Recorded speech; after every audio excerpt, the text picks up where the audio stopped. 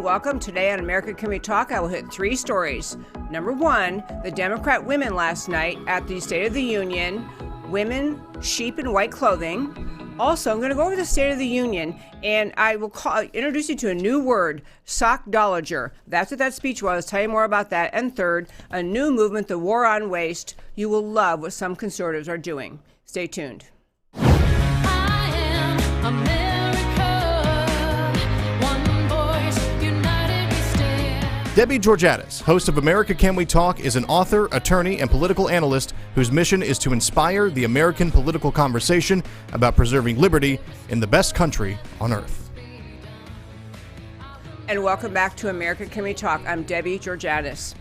In the first five today, I want to talk about just the Democrat women in their conduct last night at the State of the Union address.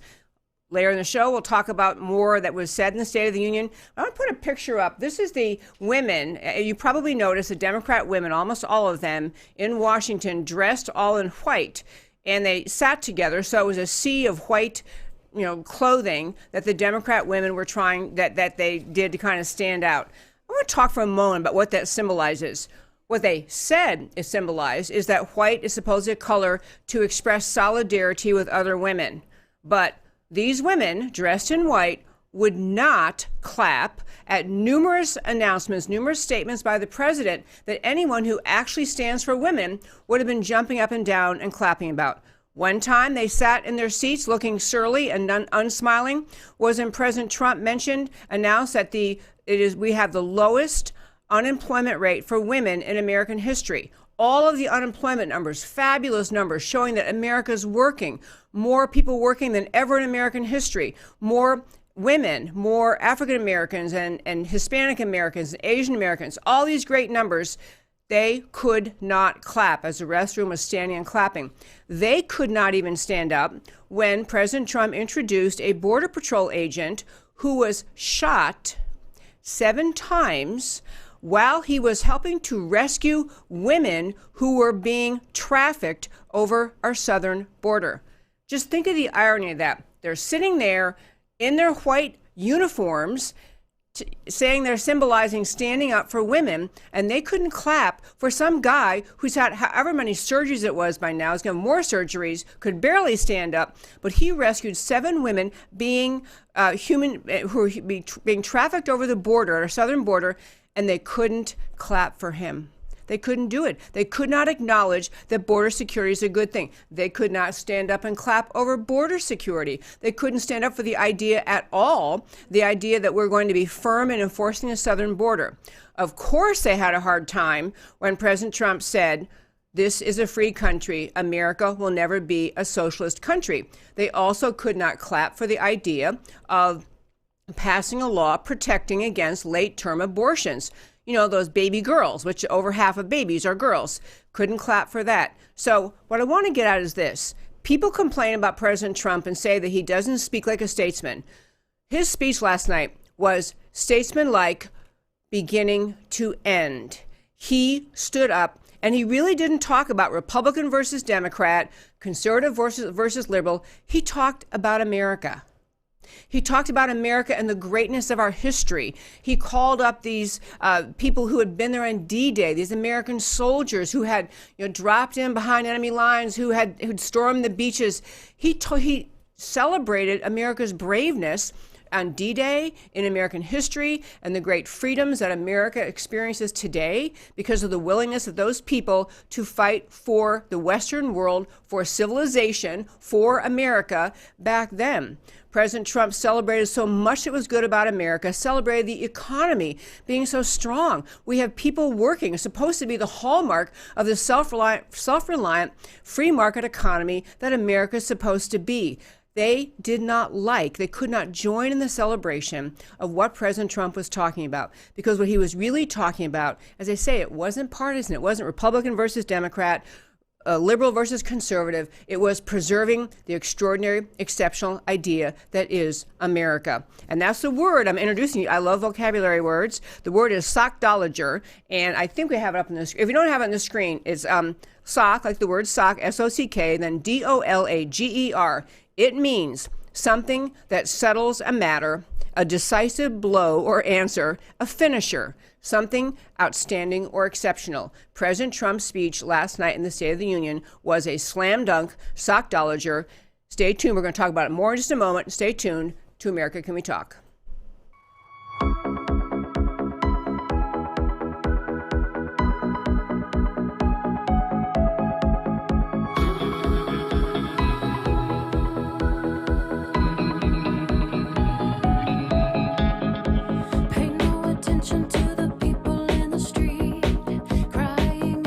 And welcome back again to America Can We Talk? I'm Debbie Georgatos. You know, one of the things about that picture we had up a moment ago, that was actually taken from a tweet by Sebastian Gorka. And he wrote in the bottom of the tweet that he was referring specifically to Alexandria Ocasio-Cortez sitting there, unsmiling, wouldn't stand up, wouldn't be friendly. She would not even applaud this agent who saved more than, I didn't have the number right, 300 girls and women from coyote smugglers. She can't clap for a guy who took bullets to save the lives of women.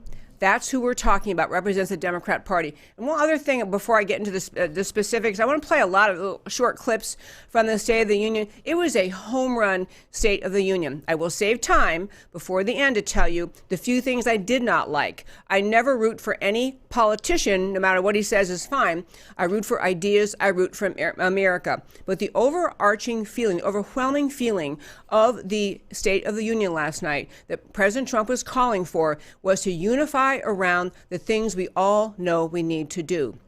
Unifying around ideas that will preserve this precious country, unifying around policies that will keep us stronger, safer, more secure, more prosperous. It was just a message. He invited the Democrats to please join in, please celebrate this, please be part of this effort to defend and rejuvenate America. It was a stellar speech, and he ended up just really not being able to get too far with the Democrats, but he had a theme of choose greatness, which I thought was a brilliant theme. We have a choice. He was telling the American people, we have issues, we have solutions, we have the ability to work together, choose greatness. And another really obnoxious thing about the ladies in white, you don't have to put it up against, okay, but the ladies in white who are in Congress, I have a friend who's a state rep, and she was talking about how, not in Texas, but out of state, she was talking about how she knows when she goes to serve in her state legislature that her constituents are counting on her to stand up for the things she told them she believes. She told them in her campaign what she thinks. She goes to the state legislature. She tries to introduce that agenda, to spread it, to share it, to explain it. That's what her job is. These people who would dress in solidarity, they are telling you, don't bother, constituents. Don't you bother thinking I'll ever hear or think or support anything that you want me to do. They're all telling their constituents that they're there in Washington to do the radical left agenda, to fight President Trump at every step, regardless of what they told you when they campaigned. They're really saying, I don't think at all. I'm just a sheep in white clothing. I'm just a sheep in Washington, saluting to Nancy Pelosi, saluting to the radical left. And I didn't really come here to think. I didn't come here to be an individual. I came here to be a sheep and follow the Pelosi flock wherever they go, which is over the socialist cliff. It's a very ugly message, really, the Democrat women were sending. They weren't telling you, I'm here to think and reason and think for myself. They're telling you, I've abandoned reason. I'm just a sheep. We don't need any more of them in Washington. But I want to turn to the State of the Union speech. I thought it was really stellar, as I've said several times. It was to use my word of the day, a Sockdolager. It was an absolute settling the statement, a blow to the American left. So let me start with just a few clips.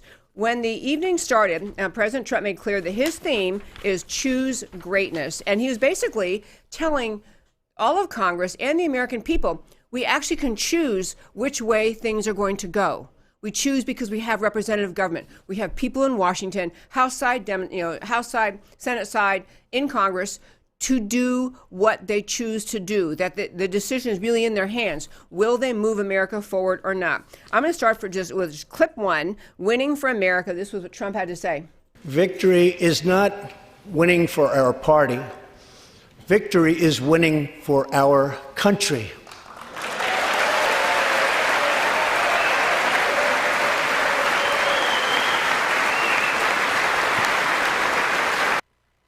So you see, the Democrats knew they had to stand up for that. That was good. Part of why I wanted to play these today is to point out several things. That was the most pleasant that Nancy Pelosi looked the entire evening.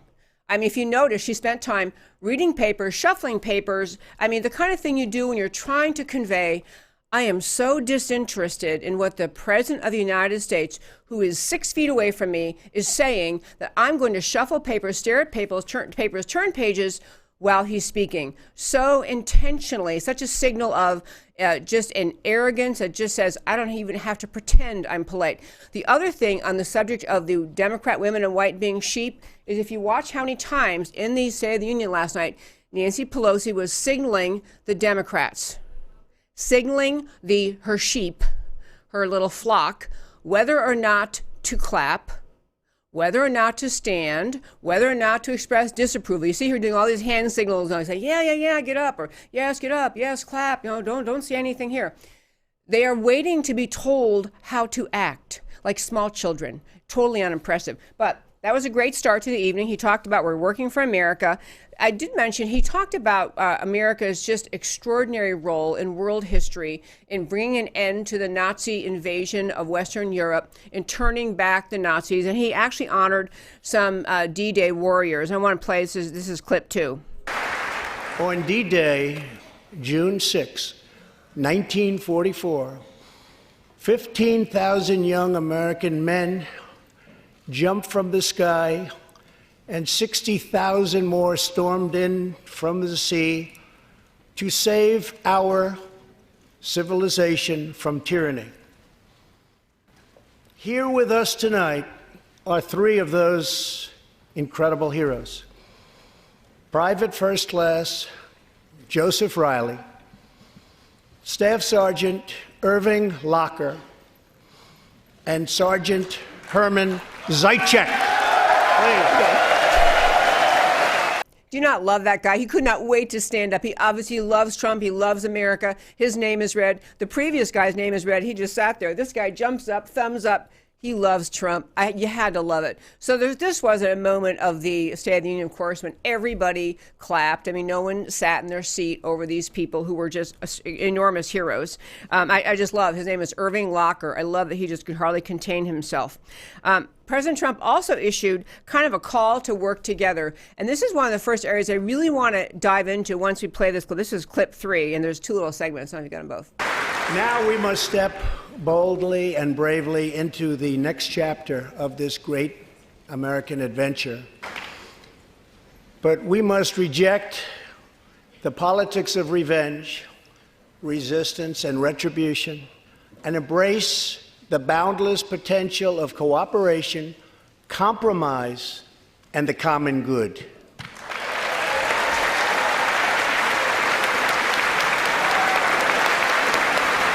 Look at her. Cannot stand up for the common good.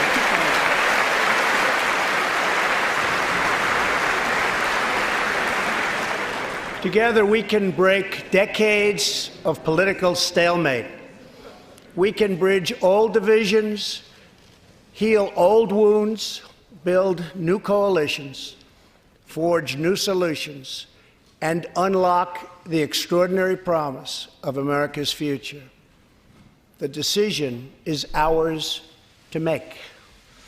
We must choose between greatness or gridlock, results or resistance, vision or vengeance, incredible progress or pointless destruction. Tonight, I ask you to choose greatness. Stellar theme. Honest to goodness, you know, you think of all the times President Trump does press conferences, or he does speeches, or he goes to rallies. The State of the Union is the one time a year. I didn't look up, I meant to look up the numbers, how many people were watching the State of the Union. But I think, especially because Maxine Waters said not to, there are probably even more people watching. And obviously because it's a gridlock time in our country. This was a statesmanlike speech. And the people who were kind of, you could hear a little bit of the people saying, oh, I don't know if we should go there about, you know, revenge, resistance, and retribution. But he's really, I think it's a brilliant thing to call it out ahead of time. The Democrat Party has been saying since before he was even sworn in, they would do everything to remove him, everything to impede his agenda, everything to humiliate and demonize him, and they have. So now the Democrats have the majority in the House, and you know, of course, I'm sure that the hearings are already being planned to go after every single, friendship he's had since fourth grade, every tax filing, all of his tax records, every decision he's made in his business world. I mean, the Democrats are doing the search and destroy mission very parallel to what Mueller is doing to the president. Mueller is doing search and destroy from the DOJ side, the FBI side, and the Democrats who now control the House are doing search and destroy on President Trump. It is not a mission because they want to uncover truth. It is a mission to search and destroy. Now, some people were saying, well, when the Republicans had the majority in the House, they were investigating the DOJ and the FBI. Yes, because it's their constitutional duty to do that. They have a duty of oversight. When we recognize, if you were listening to the show earlier in the week, we had Sidney Powell, or last week, we had Sidney Powell in studio talking about the profound to the core corruption inside the DOJ and the FBI that led to the FISA warrants based on a false dossier and perpetuating spying on Americans, orchestrated, organized by the Democrat administration under President Obama. What the Republicans were doing when they had the majority was pursuing the truth, trying to get to the bottom of what happened inside the FBI and DOJ. What the Democrats are doing, no reason to believe there's been that wrongdoing has occurred. Just like Mueller, they are thinking if we dig and dig and dig and subpoena and cross-examine and call people in and make them come in and testify and demand documents, somehow if we dig long enough, we'll find something to accuse this president of. They do not accept the argument of the left that there's some moral equivalency between the good things Republicans did to try to do their constitutional duty of oversight over the FBI and DOJ and what the Democrats have in mind, which is to destroy this president. And also, he used the word, I thought it was brilliant to use the word resistance. Right after he was elected, these people who thought they were just somehow revealing to the world what they really saw about Trump, and people don't see it, were the resistance. In fact, there's another reason that the Democrats in white clothing, in sheep's clothing, did this stunt in the U.S. House, is they're trying to send that signal of this is such an extreme administration, such an extreme agenda the president has, that it is just resistance is justified, organized resistance. We have to stand up every day and fight. And it's based on nothing. This is important for people to know. You get led around by the media and led around by the American left, who's trying to portray President Trump as the most radical, the most extreme president. And his policies are mainstream, Main Street America. Imagine the left is telling you securing the border is a radical, extreme right-wing agenda. I mean, the absurdity, it's almost beyond description. It leaves you speechless. But what the left is trying to do in the endless effort of the American left to manipulate the American public, to confuse you, to make you think maybe you don't understand, but something must be really bad here because they're awfully mad. So even this little stunt of all dressing in white was designed to send a signal to America. You better understand there's really, really bad things happening here, and we get it. You might not know it, but we know it. We're here to stand up. We got to express solidarity. So, okay, enough on that. There were also just a little bit about the economy.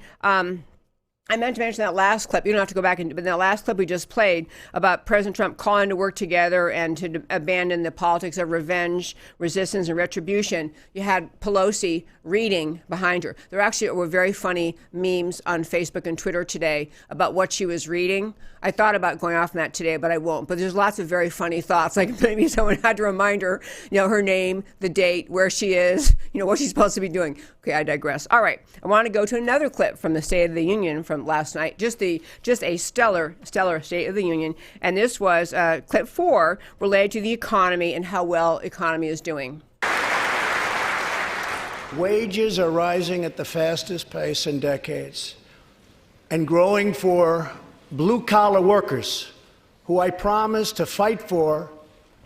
They're growing faster than anyone else thought possible. Nearly 5 million Americans have been lifted off food stamps. Watch who's clapping.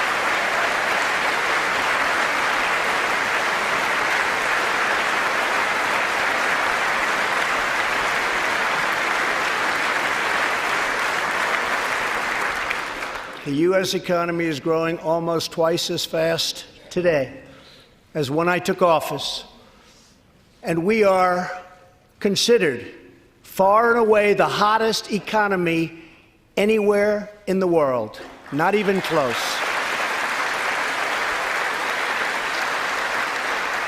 Unemployment has reached the lowest rate in over half a century.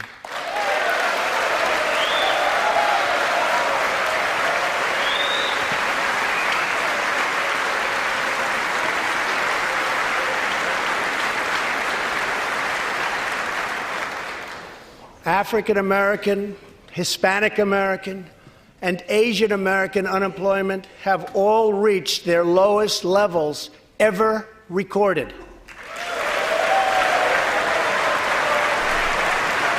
Pelosi can't clap.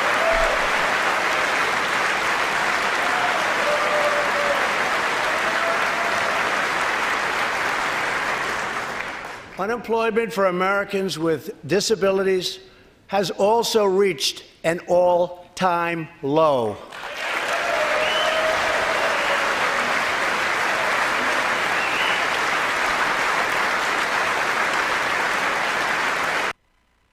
Okay, folks, this is just stellar. Make this, imprint this memory in your brain, imprint this picture so you can think of this next time the Democrats tell you that of course they would like to find employment for people with disabilities. Of course they care about unemployment rates for women and minorities. What they are telling you, those stubborn, angry faces, is, and they couldn't even clap if you didn't notice, they didn't even clap when he pointed out that 5 million people have been able to be moved, lifted off of food stamps. This party, the entire Democrat Party, has as its main purpose in being to make more Americans weak, dependent, and helpless. That is their future voting base. This is why Democrats always expand government assistance programs, always expand food stamps, always find some new benefit we must pay for, because their power base, their voting base, is people who've lost the ability and the belief in themselves that they can be self-reliant. The last thing Democrats in Washington want is American people feeling self-reliant, American people confident that they are able to work and provide for their families and put food on the table and pay for their mortgage or their rent. People who are self-reliant don't need the big government Democrats, and the Democrat Party in Washington cannot celebrate this fabulous economic news. Everyone who believes in America, everyone who knows what America is supposed to be, should be on their feet saying, this is great. We have more people working. They could not clap. Even for people with disabilities working, they couldn't stand up. They could not agree it's good news. They couldn't agree it matters. These are truly evil people. The agenda of the left is not to lift up the American people. It is to enslave the American people. This is why they're off the cliff towards socialism, which we'll get to in a moment. Why they're off the cliff to socialism. Because they think that if once you have a socialist nation, as communists and socialist leaders have figured out around the world, you have the people in the palm of your hand. You can make them do anything. You can control them. They do not have the belief in themselves. They don't have the impetus. They don't have the drive. They don't have the sense of life that America is supposed to have, of a nation of self-reliant individuals making their way in life and taking care of themselves. These people, this is despicable that they're sitting there acting like there's nothing to see here, folks, nothing to celebrate. Don't celebrate this. People with disabilities working, they're looking miserable.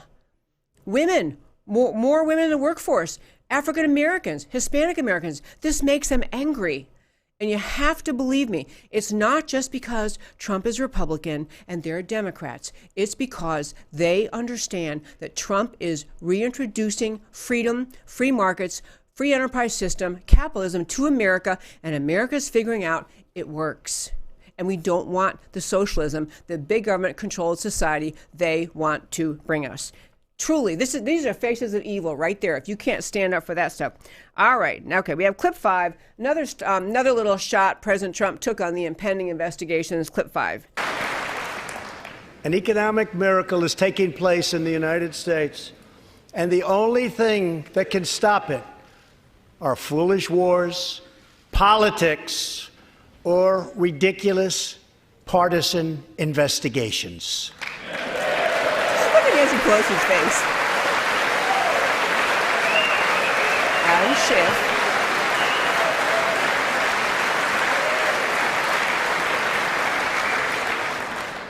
If there is going to be peace and legislation, there cannot be war and investigation. It just doesn't work that way. Okay, that was my one moment of disappointment in the GOP, the elected GOP in that chamber. What Trump said, I mean, he's essentially pointing out, and he's pointing out for the American people. The speech really, the State of the Union, it's for the people who watch, which is in the millions and millions. I don't know how many, but millions. I'll look it up and put it on Facebook later. But he's really reminding America that we have a lot of things going on, a lot of things that could be taken care of, and yet the Democrats are on this witch hunt mode, this search and destroy mission into his every aspect of his business life, his personal life, everything about him. And again, not because there has been some incident or event that caused them to realize there's probably a crime that has occurred. It is search and destroy. It's find something to destroy him. And so he's pointing this out for the American people. I'm frustrated or a little bit disappointed in the elected GOP because while they did cheer him on a lot, the Republicans in that U.S. House chamber did not give him the applause on that line I think they should have, because he's calling out partisan investigations, and that they shot the camera angle. I don't know if you can hear me. Can they hear me when I'm, yeah, okay. So Adam Schiff just looking, you know, he's such a, I can't say bad words on air. He's such a wuss, but he is chairing the committee now that's going to be doing the investigating. And he was the one all during the time when the Republicans were actually realizing the profound corruption inside the DOJ and FBI, trying to uncover, trying to get them to answer questions, to turn over documents. Schiff was out there torpedoing the investigation, mocking the Republicans, standing in the way of the investigation. Well, now he's in charge of that House Investigation Committee. So, of course, there will be no further investigation. We will not ever know what happened inside the FBI and DOJ unless, of course, we get a new and much better attorney general who decides to look into it. Because these Democrats, the whole Mueller investigation, again, if you missed the Sidney Powell interview, go back and listen to it. The entire Mueller investigation is the cover-up. It is the insurance play, is the cover-up for what the Democrats were doing in 2015 and 2016 inside the FBI, DOJ, weaponizing our law enforcement agencies against their political enemies. That's what the Republicans are trying to get to the bottom of. That's what the Democrats are trying to hide. Okay, so there we have next one. I thought this was just, I mean, this is a fun show today just to talk through the State of the Union. But the next one is clip 6. I have to tell you, if anything in the evening just made the left-wing crazies even more crazy, it is what President Trump did in calling out this criminal justice reform bill, and in particular calling attention to a woman who benefited from his actions in criminal justice reform. Because as you know, in the American left, if they want to destroy someone, as they do against Trump, they call it the usual bag of tricks. They go to the mock, scorn, and derision. If mockery, scorn, and derision cannot destroy someone, they move on to their accusations of racist. He's racist, he's sexist, he's homophobic, he's Islamophobic, he's somephobic. The left's, it is in their playbook, it's in their bag of tricks they do all the time. And they have attached a label to President Trump, unjustifiably, but have attached a label to him as being allegedly racist. So what Trump did in this next clip had to make them out of their minds. Clip 6. Last year, I heard through friends the story of Alice Johnson. I was deeply moved. In 1997, Alice was sentenced to life in prison as a first-time, nonviolent drug offender. Over the next 22 years, she became a prison minister, inspiring others to choose a better path. She had a big impact on that prison population and far beyond. Alice's story underscores the disparities and unfairness that can exist in criminal sentencing and the need to remedy this total injustice. She served almost that 22 years and had expected to be in prison for the remainder of her life. In June, I commuted Alice's sentence. When I saw Alice's beautiful family greet her at the prison gates, hugging and kissing and crying and laughing, I knew I did something right. Alice is with us tonight, and she is a terrific woman. Terrific. Alice, please. Okay, that was a killer. I mean, the Democrats, as I say, what they always do when they need to destroy a person, a politician, an idea, a policy, anything they don't want, instead of ever responding in substance with a different proposal, it is they resort to the bag of tricks. First, mockery, derision, and scorn. If that doesn't work, they resort to calling whoever will not agree with them on any issue a racist, a xenophobe, a homophobe, some other name. And so you're distracted in responding by responding to the accusation instead of sticking to the topic. President Trump calling out this woman whose story really was heart-melting, and the picture he described of the family greeting her at the prison door was also heart-melting. And this is the American public watching this at the State of the Union. It was a brilliant stroke by President Trump. Now, I know this isn't going to end the left-wing attacks on Trump, the endless effort to, oh no, but regardless of what you really think, I swear he really is a racist, a xenophobe. You know, it's not going to stop the left. But ask yourself, really, what is the reason the Democrats always go to that? Why? Why do they always go to that? Why? And it's not because they believe it. Understand, it's not because they believe it. It's because their answers don't sell to the American people. Their answers to policy solutions are always about take away money from the hardworking Americans, raise taxes on individuals, raise taxes on companies, grab control, seize control of the healthcare system, seize control of the energy sector, seize control of everything. These people, you know, Alexandria Ocasio-Cortez and Bernie Sanders, they're only the most honest Democrats. They are not the ones, they are not the ones who are actually they are not out on the far left off of the American playing field. They are not. They're far left off the Democrat Party's playing field. Alexandria Ocasio-Cortez and Bernie Sanders' ideas are mainstream Democrat ideas. They're just the two honest enough to acknowledge they really are socialists. And unlike the other Democrats who try to pretend they're not, but their policies always are. And because their policies don't sell, because their policies of big government control over your life, higher taxes, limiting your freedom, don't sell when they tell you what they're going to do, they have to resort to what they endlessly do, which is calling Republicans racist, xenophobe, homophobe, blah, blah, blah. So here you have it. That was a brilliant, brilliant stroke on his part. We have three more clips. Next one is on illegal immigration. Great point he makes. Clip 7. I want people to come into our country in the largest numbers ever, but they have to come in legally.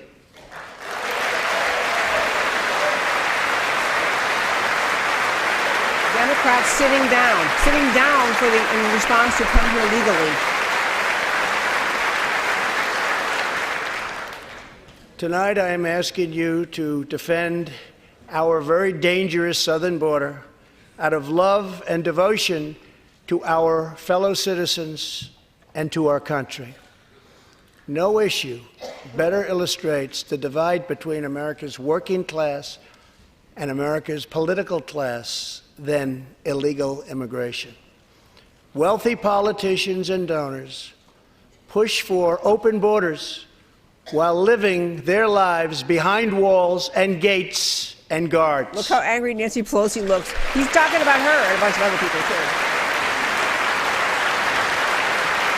And again, women in white clothing, they cannot stand it. And I also love he made this point. You know, he's looking for funding for the wall. He wants to get the wall funded, but he's pointing out what so many people are aware of. Nancy Pelosi, and frankly, politicians on both sides of the aisle have had reasons they support open borders. They will not work for secure borders. On the Republican side, because you have Chamber of Commerce donors who tell Republican congressmen, I want the cheap labor, don't you go shutting down the border. On the Democrat side, they're cultivating their future Democrat voting base. But again, the idea, just stand back from the sides of it, taking sides of it. This is America. You're talking about your country. Do you want a secure border or not? Trump made this argument, and I'm telling you, when he pointed out, and then Nancy Pelosi sitting behind him, who lives in her secure gated community with walls around her, and no one's going to impact her life, she's fine telling people who live along the southern border, the ranchers, the low-income areas around the southern border, you just have to put up with illegal immigration. You just have to put up with border crossers. You have to put up with the damage they cause on the ranches and in the crime that happens. I mean, he did much more than this little piece, but I mean, honestly, it was a brilliant stroke. He touched on this major issue facing America. We're out of time. Okay, his among the two home run lines in the entire State of the Union, and there were many, but one was about life and one was about socialism. We can quick play clip 8.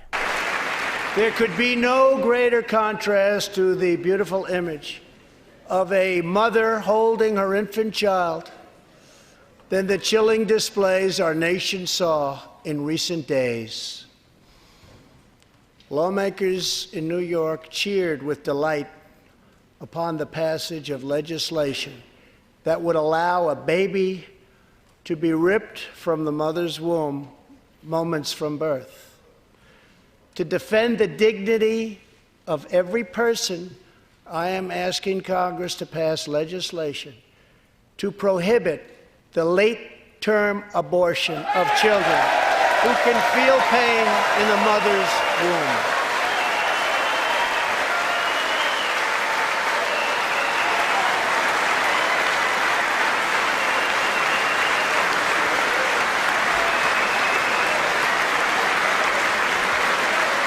And let us reaffirm a fundamental truth. All children, born and unborn, are made in the holy image of God.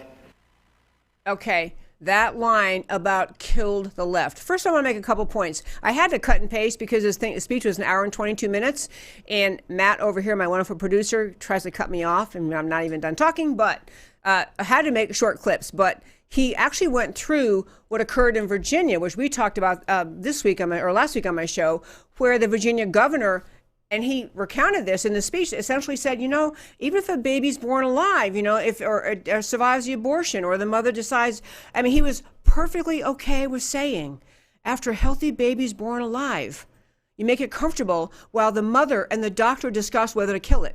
That's what that governor was okay with. This is what has caused so much attention on this issue, this just straight out, flat out infanticide. So when Trump said this, and you had to watch the Nancy Pelosi just could hardly stand it. You hardly stand having to sit behind him and act pleasant. And so it was a great affirmation of what he's trying to do. He's going to ask Congress to pass a law essentially for late-term abortion, pain-capable babies, and then they'll be down that path. It's a time for serious soul-searching about what America is. This next clip is too, but to underscore this point, this speech was much more than just a series of issues. He did hit a lot of issues, and with substance and with ideas, but what he really was doing was kind of drawing a mental picture for Americans again, what America is. We're the country that saved the world from Hitler, that saved the world from the rampages of the Nazis. We're the country that did all sorts of great things in this world.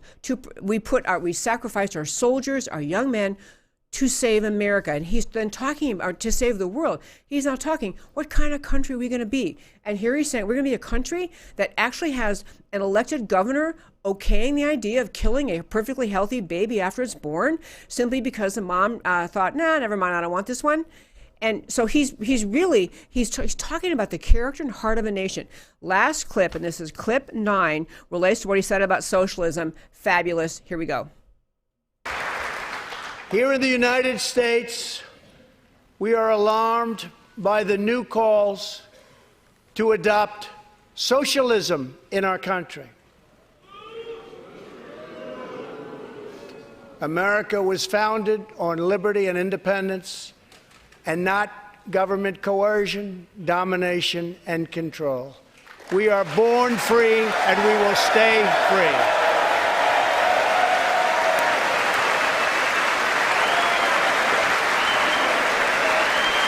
Look at Bernie Sanders. He's not a happy man. They never pan to Ocasio, but I'm sure she was having that one too. Okay, this was a Sockdolager, Sockdolager of a speech. This is Trump saying, we're going to be America again. The left looked anti-American, and they are anti-American. I'll tell you, Trump had a few quick things at the end, couldn't fit all that I do not agree with. He talked about he wants to push at the federal level of paid family leave. That's a path down towards socialism. He talked about expanding federal research dollars in a variety of ways, probably money we don't have right now since we're $20 trillion in debt. But he reasserted what America is. I think he made it very hard for the Democrats to argue that what they're doing represents what America is supposed to be. It was a Sockdolager of a State of the Union.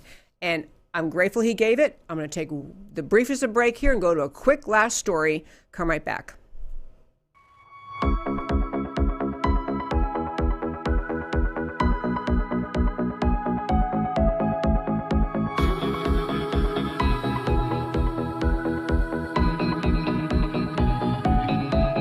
Welcome back to America Can We Talk. I want to tell you about a great thing. It was in the Wall Street Journal today. It was 2 full-page side-by-side ads, or an advertisement, and it was called Letter to the President, America Needs a War on Waste and a Transparency Revolution. And it was signed by dozens and dozens of people, many of whom I know or I know of. They are leaders in the conservative movement in this country. But one thing you didn't hear in the State of the Union, which is hardly ever in the State of the Union, hardly ever in campaign speeches by either side of the aisle, is the idea of reining in government spending. It's not a popular topic. People don't want to say, yes, vote for me. I will cut your whatever it is, whatever the program is, there's somebody in your constituency, somebody who might vote for you. But if you're talking about reining in government spending, you're talking about the debt, which is whatever it is, 22 trillion or something. An enormous number. And politicians never run on cutting spending. They will acknowledge if you ask a question, but they won't run on it. And President Trump didn't mention, Obama never mentioned, the presidents of either side of the aisle. It's just not a popular speech topic. It's a dangerous speech topic for politicians. But this thing was in the Wall Street Journal. And again, when we finish the show today, if you go to americacanwetalk.org, all of the things I've talked about today they're listed. I have it's called List of Links. It's on the home page of americacanwetalk.org. You can go down to the podcast and list of links. I'll put a link to this. But it's basically the idea, instead of calling for cut in spending, which is, really almost just too impossible for people to even get their arms around, it calls for transparency. It asks President Trump to agree that not only the White House, but the whole executive branch put their entire budget and expenditures out in public, and so we have transparency. The times we've discovered, for example, that this is not a real example, but this style of thing, like we discovered that the Navy paid, $950 for toilet paper or something like that. That's not a real example, but we've had many times over the years, we hear about the executive branch and just other agencies, just enormous expenditures, unaccountable, because no one's really paying attention to it. So this is calling for 2 things: putting everything online, transparency, so everyone can see how much is spent by all these agencies, including the White House, and also calling for a war on waste. This is better than calling it a war on big spending. A war on waste, no one's going to argue about cutting government waste, but you can't figure out what is government waste, what money is being wastefully spent, unless you have transparency. It's a brilliant new effort. The people behind it are highly respected former, military people and executive branch people and former members of Congress and leaders of think tanks. Really deep, substantive, quality people signing on. I love this idea. I will follow it and report more on it. So that is my show today, America Can We Talk. I urge you, if you've enjoyed listening today, go to my Facebook page. If you're watching on Facebook, please like this page. Please share the segments of my show with your friends. Please review the page, left-hand corner homepage. You can do a review of it. Please subscribe on YouTube. At YouTube, if you're not on YouTube right now, I have a YouTube channel, America Can We Talk. Please go there and subscribe and follow. And people comment. I try to respond, but I can't respond to all of them. Feel free to email me at americacanwetalk@gmail.com. I do try to respond to people when they email me. I also love you follow me on Twitter at Debbie Can We Talk. And last thing, on my homepage of the website, americacanwetalk.org, I have a donate button. And the reason I have that there is I would love, if you want to help me spread the word about the great, extraordinary, unique, wonderful nature of America, the identity of America, the need to preserve America. I need your help in spreading my message. I would love if you consider donating one time or on a recurring basis on the page of americacanwetalk.org. That is it for today. Please tune in every Monday through Thursday, 3 p.m. Central Time. And also remember to please speak up for America, because America matters. Talk to you next time. Like a crashing wave.